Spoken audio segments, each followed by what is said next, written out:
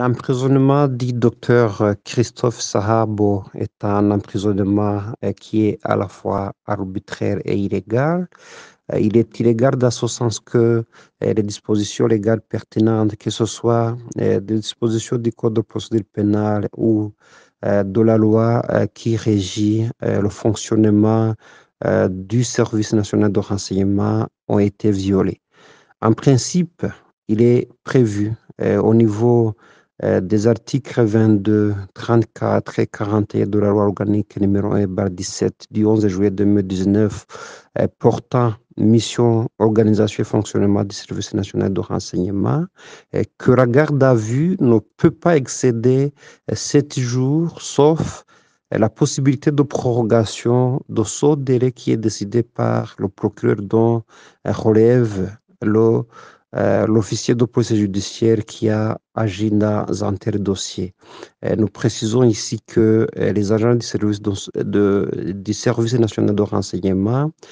ont la possibilité d'agir comme des officiers de police judiciaire et ils ont possibilité de procéder à la garde à vue, mais ils doivent respecter ce délai légal qui est de 7 jours, sauf si ce délai est prorogé par le procureur compétent.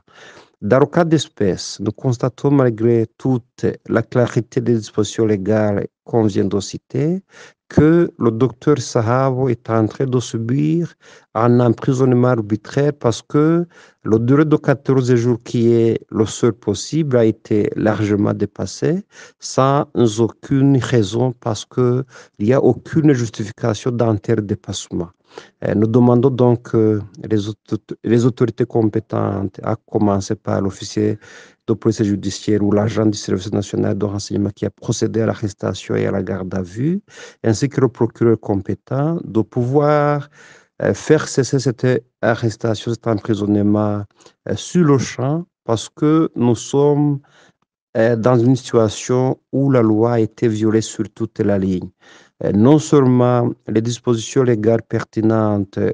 ont été violées, mais nous sommes dans une situation où la Constitution elle-même, qui est la loi fondamentale du pays, a été violée, notamment dans ses articles 19 et 40,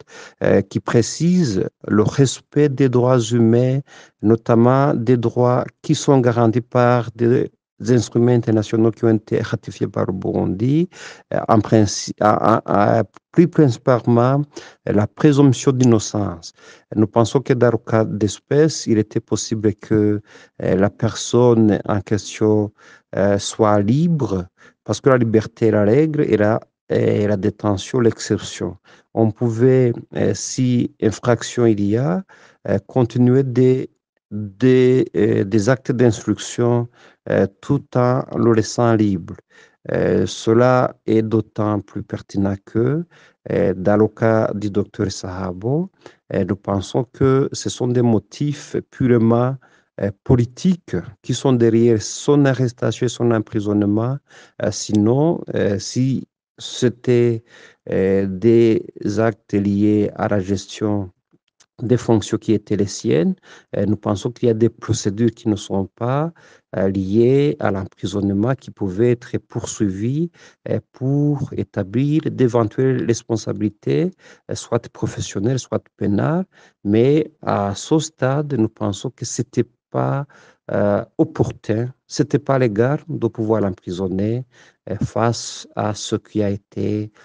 déjà décidé, notamment le limogeage qui est intervenu dans ses fonctions de directeur de l'hôpital Kira.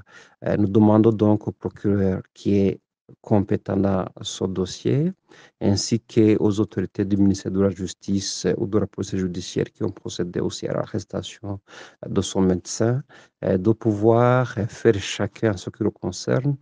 pour que l'arrestation, l'emprisonnement